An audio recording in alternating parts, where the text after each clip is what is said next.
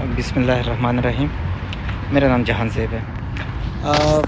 अभी मैं रूस के शहर सेंट पीटर्सबर्ग में मौजूद हूँ। मुझे कुछ दोस्तों ने बोला कि आप एक वीडियो बनाएं जिसमें इसका रशिया का जो विज़िट वीज़ा है उसको हासिल करने का प्रोसीजर जिसमें बयान किया गया हो कि मतलब कैसे रशियन वीज़ा मैंने हासिल किया है। तो रशियन वीज़ा अभी आज चूँकि तारीख़ है 22 तारीख़ है आई थिंक, और ये जुलाई का महीना है। तो मैं और सन 2023 है, ये भी बता दूं मैं आपको। रशियन वीज़े की रिक्वायरमेंट क्या है, सबसे पहले और सबसे ज़रूरी सवाल तो ये है। तो रशियन वीज़ा तो हर पाकिस्तानी को जो है वो अप्लाई कर सकता है, मिल सकता है, लेकिन उसकी कुछ रिक्वायरमेंट होती हैं और मैं तो सबको यही मशवरा दूंगा कि वो लोग उनमें कुछ कैटेगरीज़ के लोग ऐसे हैं जिनको अप्लाई नहीं करना चाहिए। फ़ॉर एग्ज़ाम्पल उन लोगों को अप्लाई नहीं करना चाहिए जिनके पासपोर्ट पे एटलीस्ट 2-3 वीज़ा जो है ऑलरेडी लगे ना हो, तो उनको जो है वो नहीं अप्लाई करना चाहिए।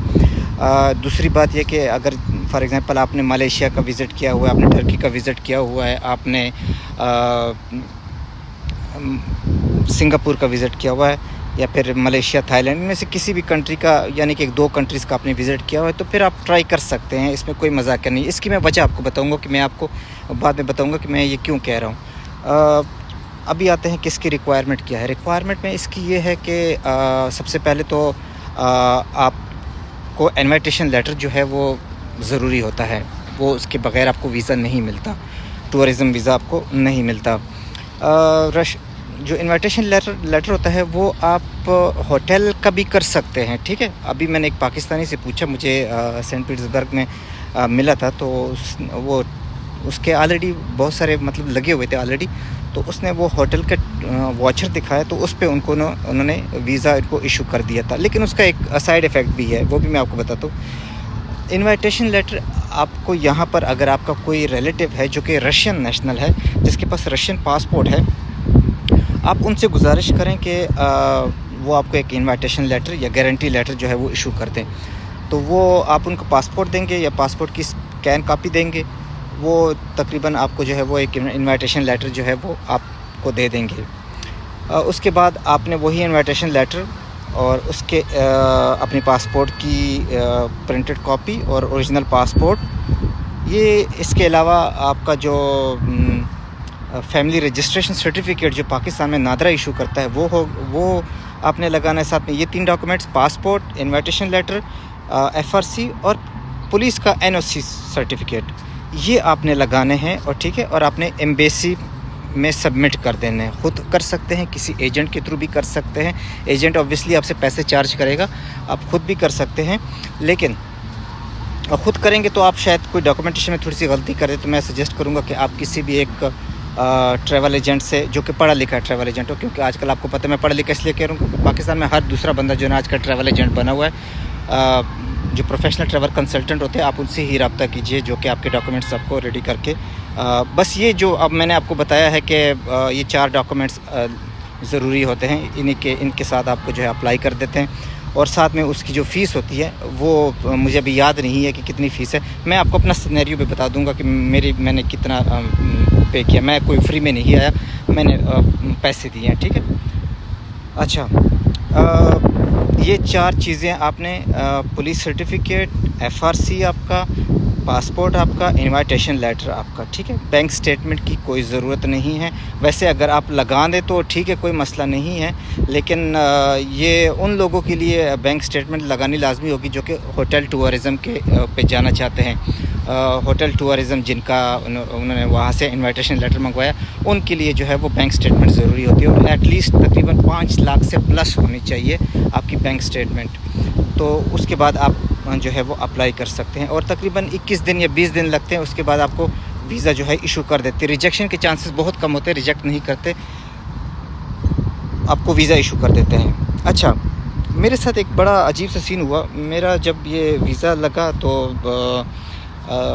मुझे कराची एयरपोर्ट पे मेरी चूँकि फ़्लाइट थी, मुझे कराची से सस्ती मिली थी, तो वहाँ पे उन्होंने मुझे बहुत ज़लील किया। मेरे तो ऑलरेडी 2-3 जो है वो वीज़ा लगे हुए थे, वो चूँकि ई वीज़ा थे, बस उसी की वजह से। लेकिन आपको पता है कि हमारा इमिग्रेशन डिपार्टमेंट हमारे पाकिस्तानी लोग ही होते हैं, और वो एक तरह से आपसे मतलब आपके सबसे मतलब उनका वो आपके सबसे बड़े दुश्मन वही होते हैं, ठीक है। पता नहीं ये कुदरती तौर पर पाकिस्तानियों में ये चीज़ देखी गई है कि वो अपने पाकिस्तानियों से ही नफ़रत करते हैं। मैं ये बात भी मानता हूँ कि हमारे पाकिस्तान भी कोई फ़रिश्ते नहीं हैं। ये अभी जो यूनान में कश्ती वाला हादसा हुआ इसके बाद ऑब्वियसली, लेकिन चलो एक तो ये साइड इफ़ेक्ट हो गया हमारे कौम का, हमारा है, इसमें कोई मसला नहीं है। हम पाकिस्तानी जो है ना उनके साथ अच्छा करो तो वो आपको जो है ना उसका सिला भी जो है वो बहुत बुरा देते हैं, तो अच्छा तो नहीं करना चाहिए। लेकिन इमिग्रेशन एज एक अथॉरिटी है, उसका एक तरीक़ाकार होता है बात करने का, एक बिहेवियर होता है, एक एटीट्यूड होता है, ठीक है। लेकिन हमारे इसमें इदारे में वो नहीं है। वो आपको अपना दुश्मन समझते हैं, आपको तंग करेंगे, ख्वाह आपको तंग करेंगे कि बस हम आपको नहीं जाने देंगे। बस ये चीज़ आपने थोड़ी सी तकलीफ़ होगी आपको किसी भी पाकिस्तान के एयरपोर्ट पर इमिग्रेशन के तौर पर, अगर आपके कोई वीज़े ज़्यादा नहीं लगे हुए हैं। अगर आप इसमें से बच के निकल गए, ठीक है, यानी कि आपकी किस्मत अच्छी हुई, इन्होंने जाने दिया, तो ठीक है।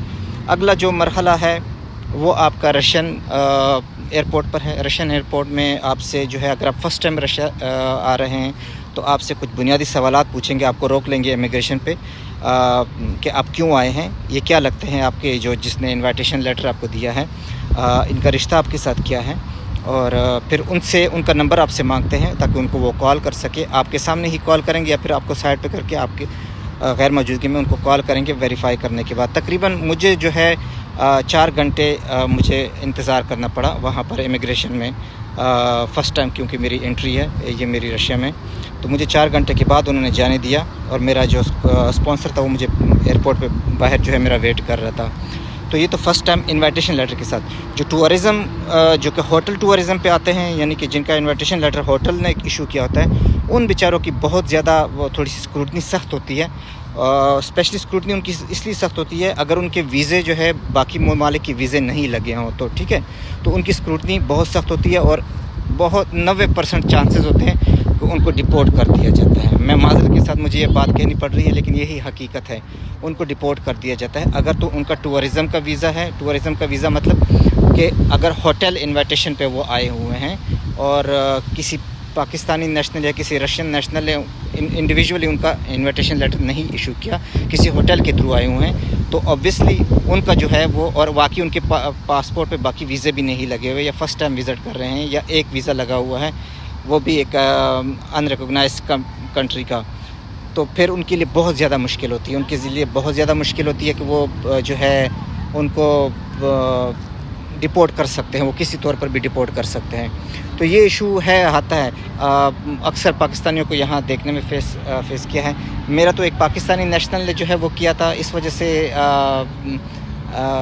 मुझे बस सिर्फ बेसिक क्वेश्चंस के लिए रोक दिया था और फिर उन्होंने मुझे क्लियर कर दिया था। 4 घंटे के बाद उन्होंने मुझे क्लियर कर दिया था।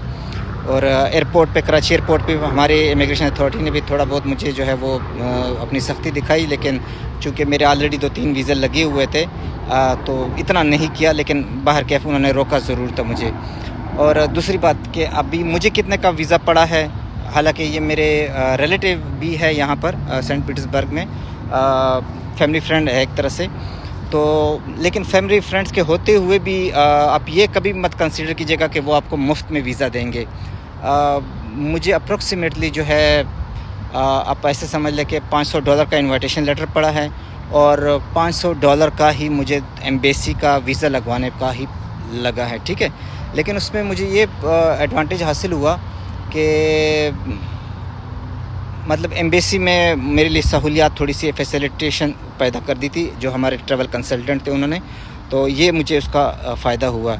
बाकी ऑफिशियल जो उनकी फ़ीस होती है वो आपसे वो नहीं होती एक्चुअली। वो कोई भी अगर आपको कहता है कि इतनी फ़ीस होती है, वो उस सूरत में होती है जो आपकी उनकी वेबसाइट पे शो हो रही है, वो उस सूरत में होती है कि अगर आप खुद जो है वो अप्लाई करते हैं वीज़े के लिए, सारा कुछ डॉक्यूमेंटेशन, इनविटेशन लेटर, सारा कुछ आप खुद ही अरेंज करते हैं, तो उस सूरत में आपको वो ऑफिशियल फ़ीस देनी पड़ती है। लेकिन मैंने चूँकि इन सारी झंझटों से जान छोड़नी थी और इस वजह से मैंने जो है तकरीबन मैंने आपको ये बता दिया कि इतना जो है मुझे पड़ा है।